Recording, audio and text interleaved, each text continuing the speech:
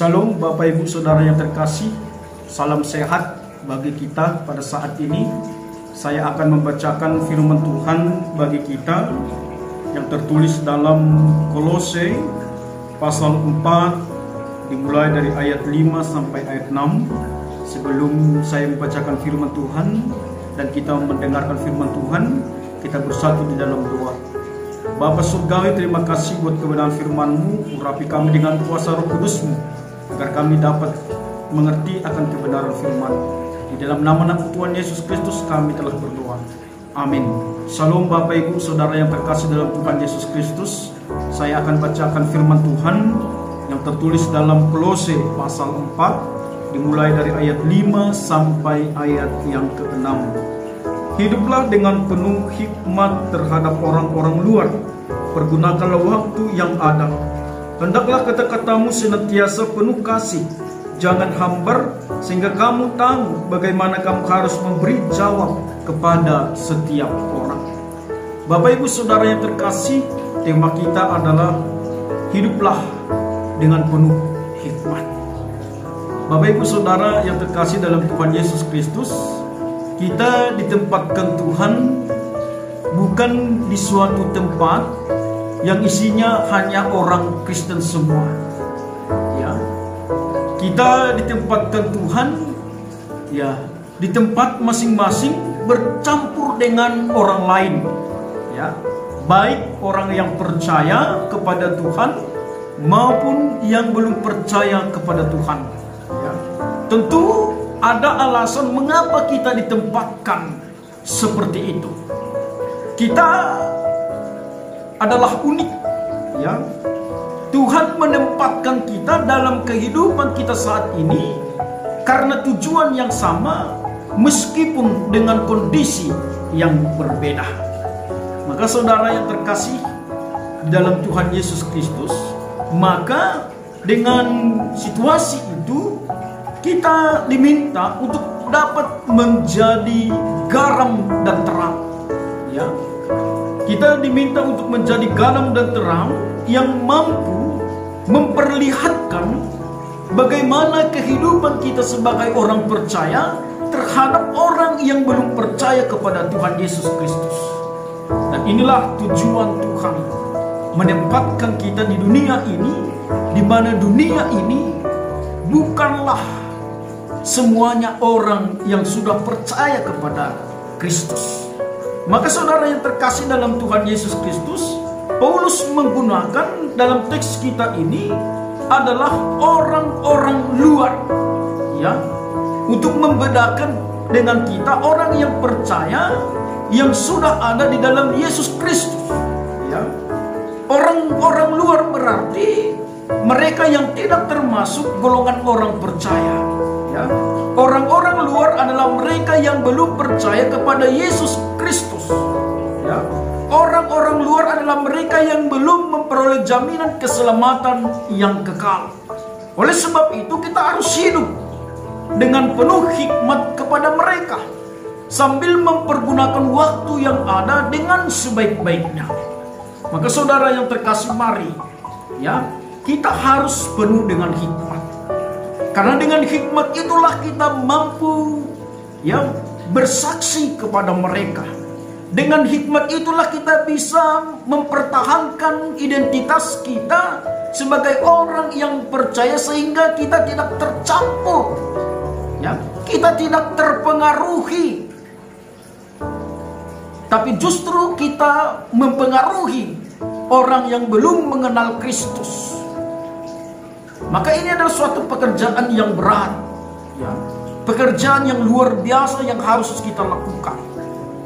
Tapi yakin dan percaya saudara yang terkasih, mari melalui hikmat daripada Tuhan itulah kita mampu mempertahankan identitas kita, mampu mempengaruhi orang sehingga percaya kepada Yesus Kristus yang telah memanggil kita, yang menjamin kehidupan kita, yang menjamin keselamatan kita.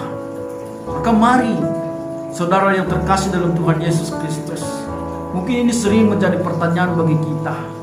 Ya, kenapa kita berada di tengah-tengah orang yang tidak percaya kepada Kristus? Yang jelas, dimanapun kita ditempatkan, ya, Tuhan menempatkan kita dalam kehidupan kita saat ini adalah karena yang jelas tujuan kita sama, meskipun dengan kondisi yang berbeda, walau di dalam tempat yang berbeda. Maka saudara yang terkasih, mari, ya, inilah yang diinginkan kepada kita, sehingga bagaimana sikap kita, ya. Sikap kita dikatakan yang pertama dari ayat 5 itu, hiduplah dengan penuh hikmat terhadap orang-orang luar, pergunakanlah waktu yang ada, ya. Waktu yang Tuhan berikan bagi kita, mari kita pergunakan untuk terus memberitakan kebenaran firman Tuhan, untuk bersaksi tentang Kristus, keselamatan yang ada di dalam Kristus. Dan waktu yang diberikan bagi kita, inilah waktunya untuk kita menyatakan iman percaya kita kepada orang lain. Maka saudara yang terkasih, mari pergunakanlah waktu yang Tuhan berikan bagi kita. Karena apa? Karena kita hidup di dunia ini hanya sekali, ya. Dan ketika kita hidup di dunia ini, disinilah saatnya kita bersaksi tentang iman percaya kita kepada Tuhan. Sehingga bukan kita hanya orang Kristen aja yang percaya kepada Kristus, tapi setiap manusia yang ada di dunia ini percaya kepada Kristus, sehingga semua memperoleh keselamatan daripada Tuhan Allah. Maka saudara yang terkasih, itu sikap yang pertama. Yang kedua dikatakan dalam ayat 6, hendaklah kata-katamu senantiasa penuh kasih, jangan hambar.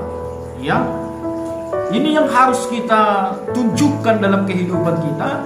Apa yang kita katakan, apa yang kita ucapkan, itu adalah memiliki kata-kata kehidupan yang penuh kasih, yang memberikan motivasi, yang memberikan arti kepada orang lain, sehingga dengan perkataan kita orang lain termotivasi untuk percaya kepada Tuhan. Melalui perkataan kita orang terbangun untuk terus menyurahkan kebenaran dalam hidupnya. Maka saudara yang terkasih, mari, yang pertama tadi haruslah penuh dengan kasih. Yang kedua, jangan menjadi hambar, ya. Jangan hambar, ya. Saudara yang terkasih, sering dikatakan bahwa kita adalah garam, ya. Garam itu memberikan rasa. Kehadiran garam itu walaupun dia tidak kelihatan, tapi dia akan terasa kehadirannya di tempat di mana dia ditempatkan, ya. Maka saudara yang terkasih, demikian kita sebagai orang percaya, ya. Kehadiran kita sebagai orang percaya memberikan arti, memberikan makna di mana kita ditempatkan oleh Tuhan. Maka jangan menjadi hambar. Menjadi hambar berarti ada atau tidak ada kita, maka tidak ada bedanya, ya. Ini menjadi persoalan bagi kita, ya. Kita adalah terang. Di samping tadi kita adalah garam, kita adalah terang, di mana ketika terang itu hadir, maka kegelapan itu akan hilang, ya. Maka inilah dikatakan kepada kita, jangan menjadi hambar, ya. Sekali lagi kami katakan, menjadi hambar berarti ada atau tidak ada kita, maka tidak akan ada bedanya. Maka saudara harus tunjukkan perbedaan kita terhadap orang yang belum percaya kepada Kristus. Sehingga dengan perbedaan itu kita harus menunjukkan bahwa kehadiran kita benar-benar membawa dampak. Ada sukacita, damai sejahtera, dan suatu atmosfer rohani ketika kita ada di dalam lingkungan di mana kita berada. Karena kita terpanggil untuk menjadi berkat.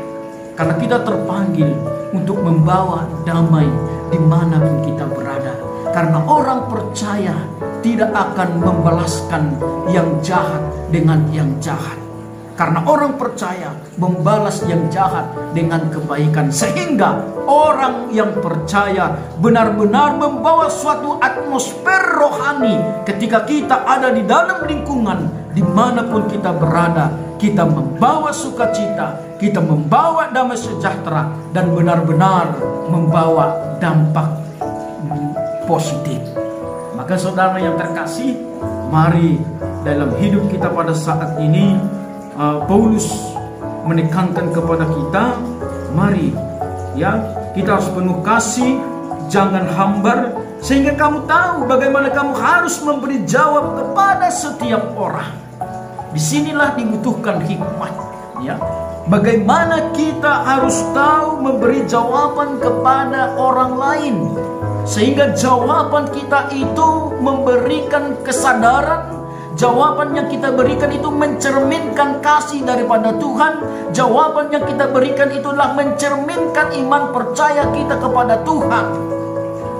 Dan apa yang kita katakan itu adalah perkataan yang penuh dengan kebenaran. Maka saudara yang terkasih, mari dalam hidup kita pada saat ini, mari hidup dengan penuh hikmat terhadap orang-orang di sekitar kita. Mari kita hidup penuh dengan hikmat, ya, dengan situasi apapun yang kita alami pada saat ini, tantangan apa yang kita alami pada saat ini. Seperti khotbah sebelumnya yang saya sampaikan, mari dengan hikmat daripada Tuhan kita mampu menjaga kehidupan kita agar kita tidak terpengaruh dengan lingkungan sekitar kita, agar kita juga dengan hikmat daripada Tuhan mampu ya menghadapi COVID-19 ini dengan memperlakukan protokol kesehatan, sehingga kita yakin dan percaya, kita tahu bertindak, kita tahu berperilaku sebagai orang yang penuh dengan hikmat, sehingga segala sesuatu kita nyatakan di dalam kasih kepada sesama, kasih kepada Tuhan. Maka saudara yang terkasih, mari melalui firman Tuhan ini diingatkan kepada kita, hiduplah dengan penuh hikmat dalam menjalani kehidupan kita. Dan dikatakan saudara yang terkasih, ya, melalui firman Tuhan ini dikatakan menurut ya William Barclay, dikatakan ya terdapat 3 instruksi ringkas bagi kehidupan orang Kristen di dalam dunia berdasarkan Kolose 4 ayat 5 dan sampai ayat 6. Yang pertama, orang Kristen harus bertingkah laku dengan penuh hikmat dan bijaksana terhadap mereka yang ada di luar kekristenan. Orang Kristen bertanggung jawab untuk menunjukkan Kristus kepada orang lain melalui hidupnya. Ya, mari kita tunjukkan melalui hidup kita, melalui perilaku kita, bahwa kita menunjukkan kasih daripada Tuhan, menunjukkan iman kita kepada Tuhan, sehingga orang lain tertarik dan mencintai kita. Dan bukan hanya mencintai kita, tapi mencintai Kristus yang telah mengasihi kita selama ini. Yang kedua, orang Kristen harus menjadi orang yang selalu mencari kesempatan untuk bekerja bagi Kristus dan melayani sesama. Maka saudara yang terkasih, kita hadir di dunia ini adalah untuk ya mempergunakan waktu untuk mencari kesempatan bekerja bagi Kristus, melayani Kristus, menyenangkan hati Kristus. Dan yang ketiga, orang Kristen harus memiliki daya tarik dan kecerdikan dalam upayanya, sehingga ia tahu bagaimana memberi jawaban di setiap keadaan. Ya, orang Kristen harus memiliki daya tarik dan kecerdikan dalam ucapannya, sehingga ia tahu bagaimana memberi jawaban di setiap keadaannya.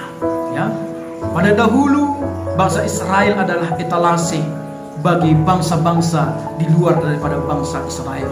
Demikian juga kita pada saat ini. Orang percaya itu juga adalah etalase.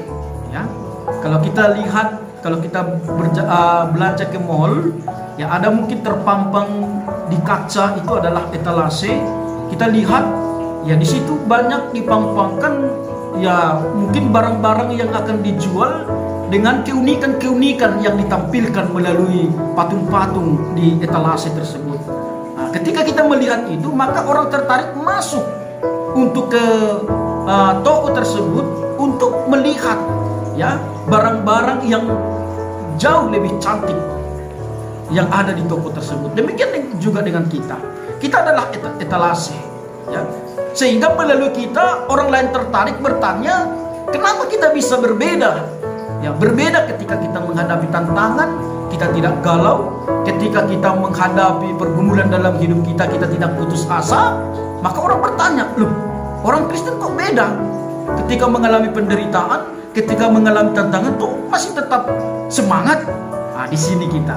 Maka waktunya kita menyampaikan kenapa kita bisa berbeda, karena ada Tuhan yang memberikan kekuatan bagi kita terhadap apapun yang kita alami dalam hidup kita. Maka mari orang Kristen harus memiliki daya tarik, ya. Bagaimana orang lain bisa tertarik kalau kita tidak memiliki daya tarik? Maka saudara yang terkasih, mari saatnya lah kita untuk bersaksi, ya, bersaksi tentang Kristus. Pergunakanlah waktu yang ada, karena waktu yang ada adalah waktu yang diberikan Tuhan, kesempatan yang diberikan Tuhan untuk bersaksi dimanapun kita berada. Semoga Tuhan memberkati kita dengan hikmat daripada Tuhan.